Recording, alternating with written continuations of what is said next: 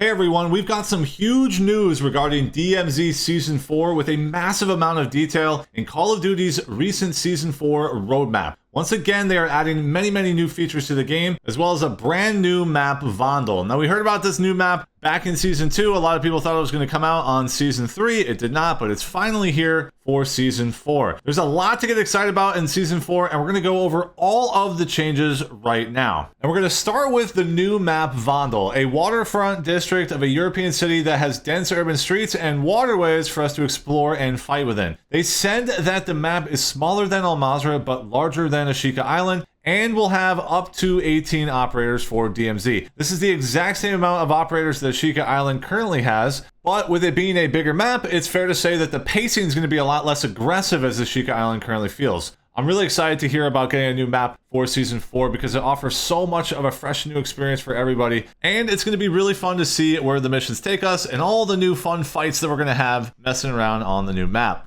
Okay, next up, and perhaps the most important change for Season 4 is the addition of the Forward Operating Base, or FOB.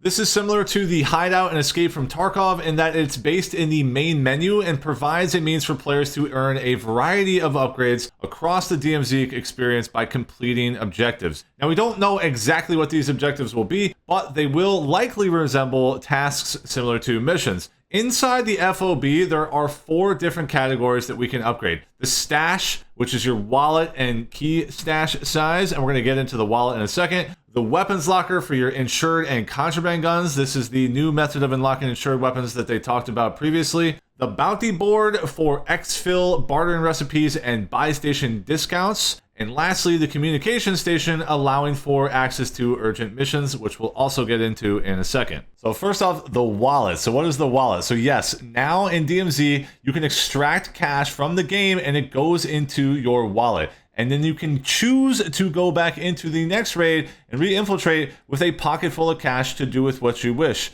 whether it be buy new items, or use them for missions, or whatever. But you now have the ability to extract cash and then bring that cash back in and buy gear for your character. So going back to the stash, wallet and key stash sizes increases. These are going to be things that we are going to continually try to upgrade so that we can make our wallet size bigger and thus have more available cash on us to bring into raids and then get those vests or self-revives or whatever we're looking for at the start of a raid. This is going to have a really interesting dynamic in all of DMZ. I think we're going to see a lot of players fully kitted all the time. And it was already been pretty easy to get kitted out in recent memory, especially Season 3 with the addition of the bartering recipes for all the new vests and stuff, and just the general ease of getting money in the first place. So we'll see if they make any adjustments to the bartering and make it more difficult, or are they going to make things more expensive in the game, or is it going to remain the same? That we don't know yet, but I would expect, considering kind of the casual nature that this game mode has taken over the last few months, it will probably lean towards making it easier for people to kit out. So next up, we've talked about the weapons locker and the insured and contraband upgrades. I think this is another interesting one. We knew that there was a change coming for the insured weapon slots to be unlocked. That's why they're resetting them for Season 4. There was a lot of concern that it would be locked behind pay to win. And that very well may be true if they're adding more insured slots past the ones that we can unlock. But for now, we know there will be free options to unlock our insured weapons once again. And this gives them an opportunity to make it even easier. And it probably will be significantly easier to get those insured slots unlocked because they're not tied behind a huge number of missions, right? There's probably going to be some very specific missions that we have to do, and we can just go right to the idea of unlocking those insured slots from the very get-go instead of having to complete 35 missions or whatever to unlock it like previous seasons. The bounty board is really interesting as well. I don't really know what they're talking about when they say for exfil. It could be talking about the personal exfil and giving us a way to earn an unlock for that. And the way they're talking about bartering recipes also sounds like we are doing missions or whatever to upgrade and get these bartering recipes unlocked. So perhaps we won't have access to all the bartering recipes that we're used to from Season 3, and we're going to have to do missions or objectives to unlock the ability to barter for them in-game.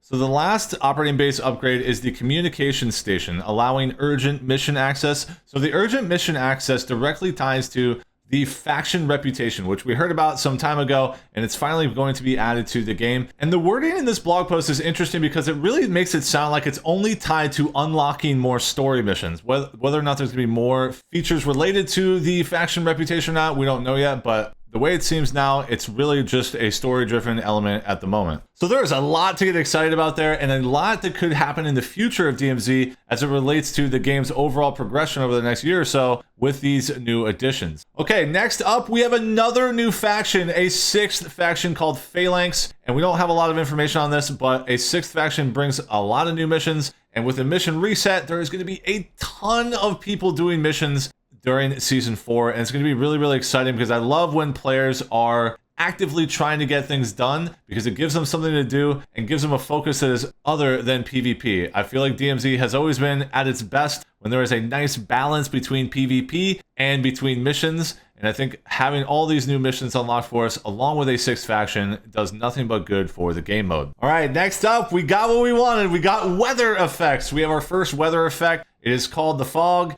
Dynamic fog, if you will, and right now it looks to be only added to the Vondel map, the new map, but we are getting a dynamic fog that is going to change the way that we're used to playing this game. I think it's really, really exciting to get our first weather effect. Hopefully there's more to come, and hopefully it gets added to all of the other outdoor maps as well. And speaking of this, they are removing the sandstorm from Al Mazrah, so this brings us to another subject. The sandstorm has been there for a while now, and we kind of knew this was coming when we saw the preview image for the Tim the Tatman bundle where he was standing on this big mound of sand that looked like Al Mazrah. And so we are actually getting the sandstorm removed from the game. However, it is changing the total look of the downtown area. There's going to be huge mounds of sand by Embassy, by High Rise, and by Channel 7. So it's going to really limit that verticality that was over in that area of the map. And I'm really looking forward to see how those changes play out when we get our hands on it. Okay, so we got another new vehicle being added. It's called the Tactical Amphibious Vehicle, the TAV. It is going to be on the Vondel map only and is perfect for riding the streets and in the canals. And once again, I do hope that they bring this vehicle to the other maps. It doesn't look like that's going to be the case at the start of Season 4, but I can't tell you how many times I've been in a boat on Al Mazrah and then felt like I kind of got stuck and murdered by some players that if I could have got back on the ground, things might have been a different story. So I feel like this idea of being able to go in the water and on the ground without changing vehicles is a pretty big deal. So I do hope they add it to the other maps. But for now, we get a taste of the new vehicle on Vondel. All right, next up, we've got another Blackcell Battle Pass, and we're just going to have to assume that it's like the previous season's Battle Pass where you do have to pay straight cash for it. You cannot use Call of Duty points to purchase it, but it does, however, have a lot of COD points in it, along with a lot of new outfits and so forth. Just like in Season 3, however, there will be an option to use COD points for the standard Battle Pass. You're just missing out on all of the extra character variations that we have with those new outfits that we're going to be getting inside the Blackcell.